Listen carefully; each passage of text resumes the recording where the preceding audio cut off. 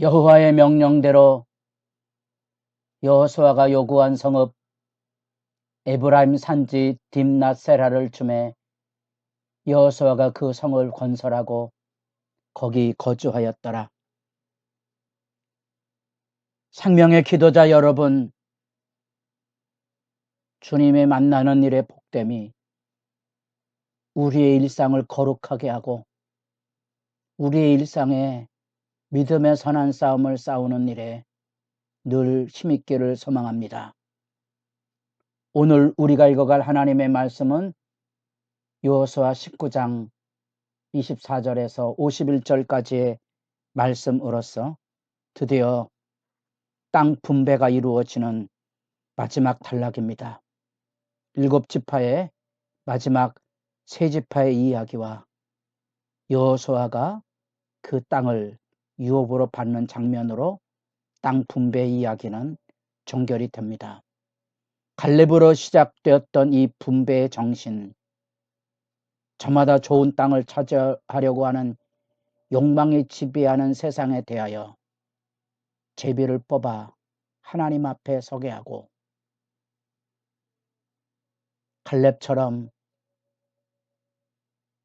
거룩한 믿음의 도전을 가지고 아직 가나안 족속을 쫓아내지 못했던 미개척 지역을 믿음의 도전을 가지고 싸워가는 이 갈렙의 정신, 이 유다 지파와 요셉 자손으로 이루어지는 요단 서편의 가나안 땅의 주요 분배, 이들은 제일 앞장서서 땅 분배에 참여했던 거 기억하시죠? 그 다음에 실로의 이야기가 나옵니다. 여기는 길갈에서 주어진 거고요. 7지파는 그 땅 분배에 적극적으로 참여하지 않았고 이제 7지파 대표 3인들을 통하여 나머지 땅을 그려오게 하고 제비 뽑아 나누는 장면입니다. 선한 열심을 가지고 산다는 것과 하나님이 주시는 땅 분배에 대한 태만과 불평을 가지고는 지파를 이렇게 대조해 볼 수도 있습니다. 하나님의 뜻을 따라 거룩한 열심을 가지는 사람들과 그렇지 못한 사람들의 분별력도 이 땅 분배에서 얻는 교훈이고요. 땅 분배는 결국 좋은 땅 차지하기가 아니고 갈렙처럼 믿음의 선한 싸움을 싸우고 오늘 여호수아처럼 하나님 앞에 소박한 자기 본분으로 땅으로 돌아가는 지도자의 아름다움, 오늘날 우리 사회 안에 교회든지 세상이든지 권력과 재물의 혈안이 돼서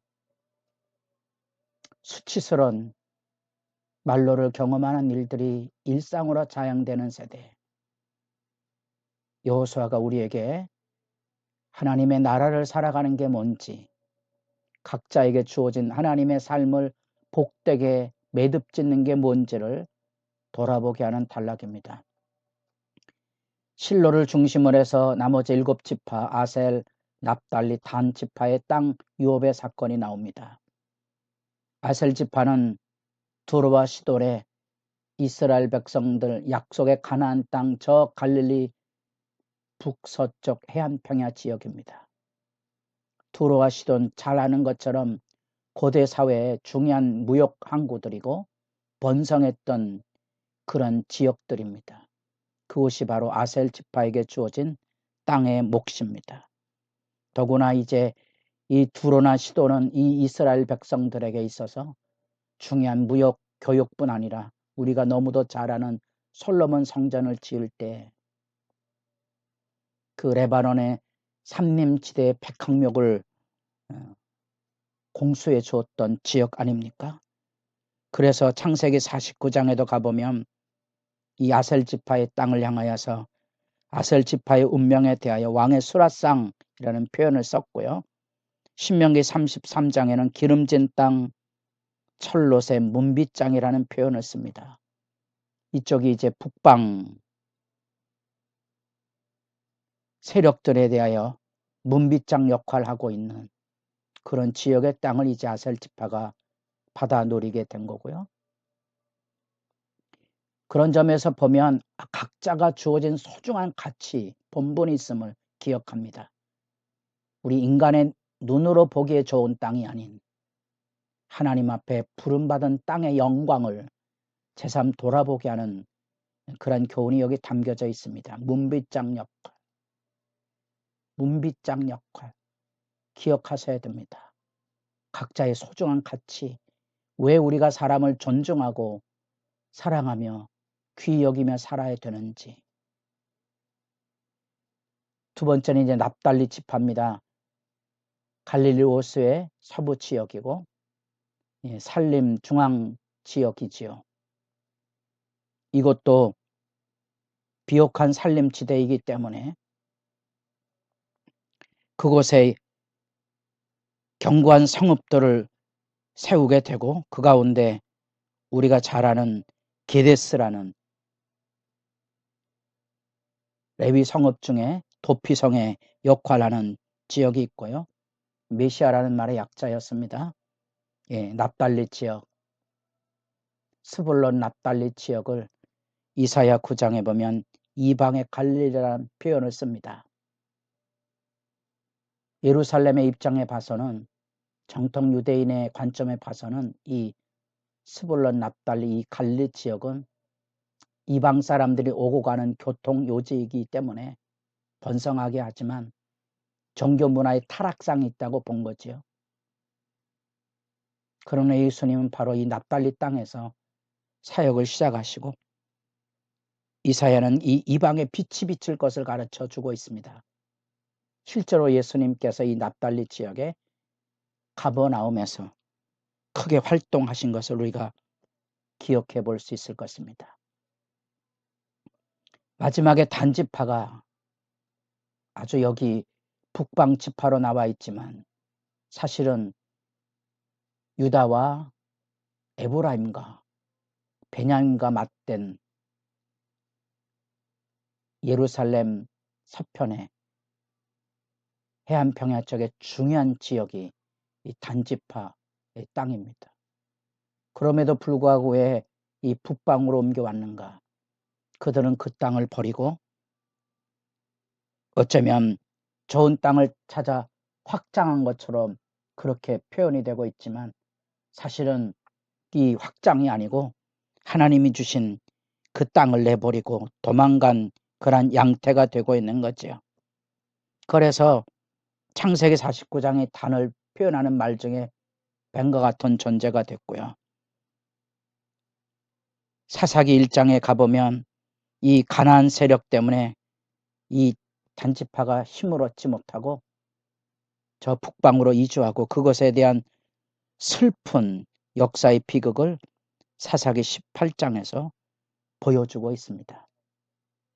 이렇게 해서 12지파의 땅 분배가 끝나고 드디어 여호수아가 마지막에 모든 땅 분배를 마치고 여호와의 명령을 따라서 이스라엘 백성들이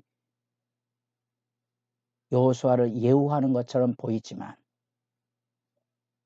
여호수아는 그 백성들이 원했던 땅이 아니고 자기가 원했던 여호수아가 원했던 에브라임 산지의 작은 성읍 딥나 세라를 차지하고 여호수아는 여기서 생애를 마치기도 합니다. 어쩌면 주님을 위하여서 이 생명을 건 가나안 정복 전쟁의 선두에 섰던 여호수아에게 너무 초라한 대우를 해준 것이 아닌가 하는 씁쓸함이 있지만 그것이 바로 여호수아와 갈렙으로 이어지는 땅 분배의 지도자들의 역할이 무엇인지, 그리고 유업이라는 것은 그리스도인들은 남보다 좋은 땅 성공하고 출세 이런 관점이 아니고 어쩌면 하나님이 부름받은 자리에 하나님의 영광을 품고 아름답게 살아가는 그런 본분이 중요하다는 것을 기억해야 됩니다. 여기가 두로 지역이고요. 이게 아셀 지파의 땅입니다. 유명한 악고 이후에 흔히 이 성경 시대가 지나고 역사를 기억하는 우리 중세로 넘어가는 그 지역 안에 우리가 잘 아는 십자군 전쟁 같은데 아주 중요한 거점이 악고입니다. 아셀 지파고요. 납달리 지파. 여기 하솔 가장 북방의 강력한 왕 아니었습니까? 가데스로 추정하는 것, 예수님이 사역하셨던 가버나움이 여기 있습니다. 이 스불론과 납달리, 이게 지금 중요한 도로망이죠. 이 도로망 이 곁에 있는 이 땅들은 중요한 요충지이기도 하지만 신앙의 정결을 지키기가 어려운 지역이기도 하고요. 놀랍지만 여기가 단지파입니다. 우리가 잘 아는 욥방이 있는 굉장히 중요한 요지이고 에브라임과 유다 지파와 더불어 베냐민 지파와 더불어 경계를 맞서고 있는 중요한 역할이고 이 단지파의 삼손을 기억하십시오. 블레셋과의 싸움을 싸워야 될 사명을 가진 이 단지파가 그만 이렇게 북쪽으로 도피해 가서 이 북쪽 지역의 라이스 지역을 점령해서 땅을 차지하게 됩니다. 적극적 도전에서 벗어난 7지파의 이야기를 듣게 됩니다. 갈릴리 북방에 아살과 납달리 이 단 각자의 유업이 있지만 새삼 생각해 보는 것이 삼선으로 대표되는 단지파의 역할입니다. 아, 이 북쪽의 외침을 맞아가줄 문빗장과 같은 사람, 블레셋과 더불어서 싸워 이겨야 될 중요한 삼선 능력을 주었던 단지파가 자리를 이탈했다는 아픔. 그래서 이 땅 분배에 대한 얘기는 하나님의 나라, 참된 개척 정신을 통하여 우린 각자에게 주어진 유업이 뭔지, 여러분도 여러분에게 주어진 삶을 얼마나 은혜로 여기며 사는지 새삼 돌아보게 하는 말씀입니다. 엎드려 기도하는 시간이 복되기를 바랍니다.